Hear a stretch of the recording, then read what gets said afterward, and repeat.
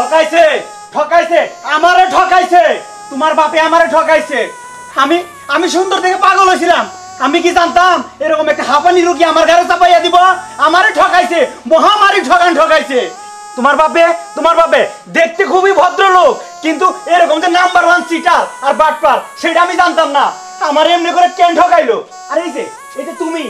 তো আমার একটাবার কইতে পারতা এই 15 দিন ধরে আমার বাড়িতে বউ হয়ে আইছো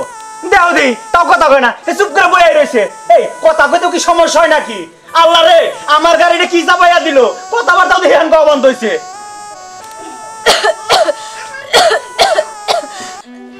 এই যে শুরু করে দিছে আমি যে 10-15 মিনিট ধরে কথা কইতাছি আমার কথার উত্তর দেওয়ার সময় নাই কাঁচার সময় আছে ঠকছস সুন্দরী চেহারা দেখছস আর ন্যায় পড়ছস এই যক্ষা রোগী তাতে আমার বাচ্চাকে বের কর দুরমা তুমি এর কথা কই নাছে এমনিতে আমি জ্বালা যন্ত্রণায় মরতাছি এনে তুমি আরো বেশি বেতন দাও যাও তুমি ঘরে যাও উচিত কথা কইলে তো আমার দোষ বিয়াটা মনে আমার ইচ্ছা হয়েছে আমি একা ইচ্ছা করে বিয়া করে তারপর বাইতে নিয়ে আইছি আমার এগুলা কিছু ভালো লাগে না থাকো তোমরা আমি গেলাম এই যে নবাব নন্দনী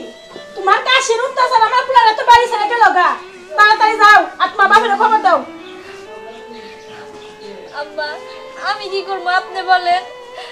এই অসুখটা কি আমি নিজের হাতে বানাইছি এটা তো আল্লাহ দিছে আমি এখন কি করবো আপনি বলেন আল্লাহ দিছে বুঝলাম কিন্তু তোমার বাপে বিয়া দেওয়ার সময় কইলো না কে এইটা আমি কি জানি এটা তো সম্পূর্ণ আমার বাবা জানে আমার এইভাবে কিসের জন্য দোষ দিতেছেন হইছে তোমার নয় দোষ না থাকে তোমার বাপের তো দোষ আরে যক্ষা মেয়া দিছে না আর 2-3 লাখ টাকা বাড়াই দিত সেই টাকাতে আমি চিকিৎসা করতাম আমার কে রে খামা বুঝা টাকা আছে যে তোমার চিকিৎসা করবো বাবা ফেরে খবর দাও আর আমার প্লাটা রাখ করে গেল গা যত সব যাও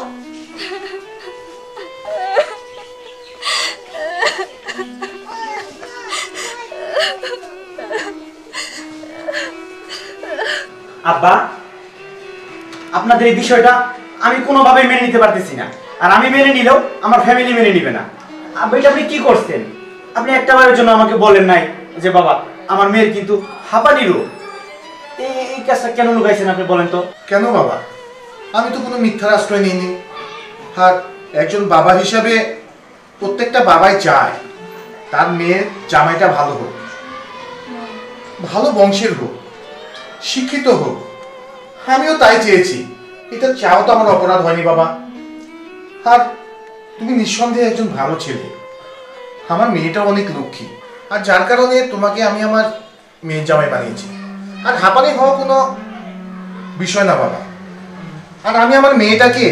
অনেক জায়গায় ডাক্তার দেখিয়েছি ইন্ডিয়াতে দেখিয়েছি সিঙ্গাপুরে দেখিয়েছি আর ডাক্তাররা বলেছে নিয়মিত ওষুধ খেলে এ রোগ ভালো হয়ে যাবে আর যা বলছিলাম বাবা তোমার যদি কোনো টাকা পয়সার দরকার হয় তুমি আমাকে বলতে পারো তোমার যা টাকা পয়সা লাগে আমি তোমাকে দেবো না না আব্বা আপনি এটা কি বলছেন আমি টাকা পয়সা নিতে যাবো কেন টাকা পয়সার কথা হয়েছিল বিয়ের সময় আমি কিন্তু আপনাকে আলাদাভাবে বলেছি আমার মা যাই বলুক না কেন আমি কিন্তু টাকা পয়সা নিব না আর এখন বা টাকা পয়সা নিয়ে আমি কি করবো আব্বা একটা জিনিস বুঝেন না যে আমি আমার ব্যক্তিগত জীবনে হ্যাপি না সেই জিনিসটা তো বুঝতে পারতেছেন আমি একটা হাঁপানি মেয়েকে নিয়ে কিভাবে সারা জীবন সংসার করবো কিভাবে একসাথে থাকবো সেটা তো একটা বোঝার বিষয় আছে নাকি ঠিক আছে বাবা এবার যে ডাক্তারটা দেখিয়েছি ওই ডাক্তার বলেছে 6 মাসের কোর্স দিয়েছে বলেছে এই 6 মাসের মধ্যে ও অনেকটা কামব্যাক করবে আর তাছাড়া সামনের সপ্তাহে আমেরিকা থেকে আরেকটা ডাক্তার আসছে ভাবছি ওকেও আমি দেখাবো না না আব্বা আপনার এই হাঁপানি রোগী মেয়েকে নিয়ে আমার পক্ষে ঘর করা কোনোভাবেই সম্ভব না আমাকে মাফ করবেন আপনি আমি আসি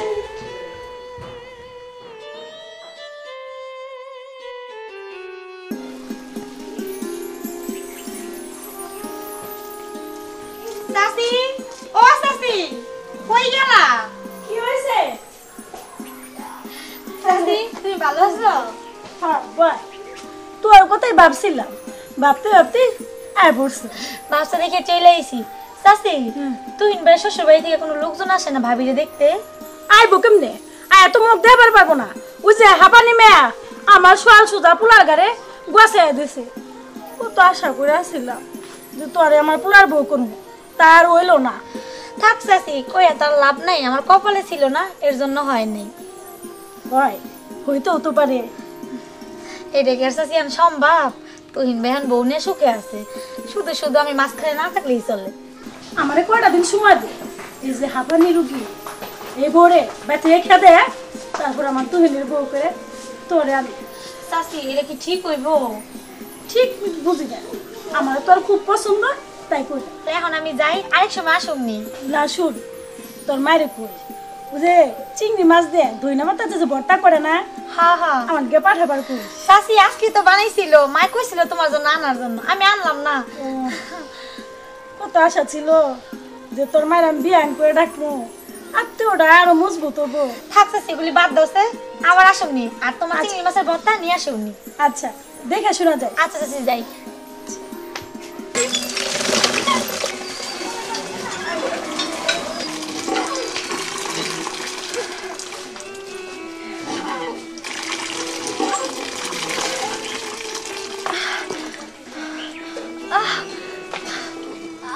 এই না বাবার বাড়ি এক বালতি পানি তুলতে তোমার এত সময় লাগে আই উঠা সারাদিন খালি হাঁপে একটা কাম ঠিক মতো করতে পারে না আর হুনা তাড়াতাড়ি বাপের বাড়িতে পাকা এই যে এই রাস্তাতে ঘরে কিন্তু ঢুকবা না আমার খুব বুকে ব্যথা করতেছে মা। কি আমার ডং তাই জান আর ঘরে ঢুকে যাও তুমি বেরো তাড়াতাড়ি ঢুকো তুমি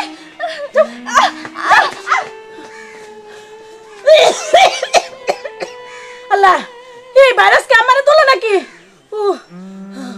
ওরে আল্লাহ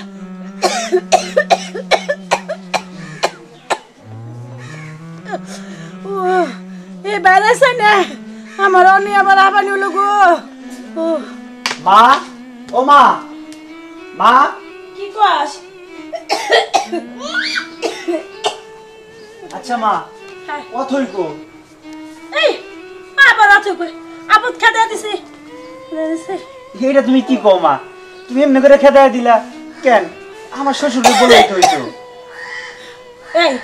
তোর শ্বশুর বাড়ি মানুষের খবর দেন বুকে আপদ বিতে আছে বাচ্চি আমারও কয়দিন ধরে এমনি ধরে কাশি হয়েছে মা তোমার কি হয়েছে তুমি এইভাবে কাশতাছো কেন মা হ্যাঁ মা তোমার কি হয়েছে তোমার মুখে রক্ত মা হ্যাঁ ও মা মা গো আমার তো ডাক্তার কাছে যাইতে হয় মা, তুমি থাকো না না আমি তোমার ডাক্তারের কাছে নিয়ে যাই ডাক্তারের কাছে নিয়ে যাই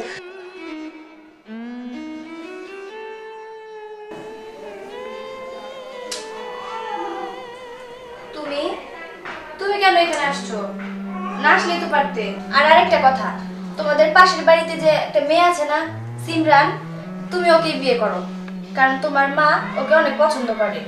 তুমি ওকে বিয়ে করলে অনেক সুখে থাকবা। আসলে কি বলবো, আমাদের ভুলই হয়েছে তোমাকে তাড়িয়ে দিয়ে। একটা জিনিস আমরা কখনোই বুঝি না, আল্লাহ তাআলা কখন কাকে কোনভাবে পরীক্ষা দেয় বা কোনভাবে পরীক্ষা নেয় সেটা আমরা কিছুই বুঝতে পারি না। কখন কার রোগ হয় না হয় সেটা আমাদের বোঝার কোনো ক্ষমতা নেই। আমরা আসলে তোমার সাথে চরম অন্যায় করছি,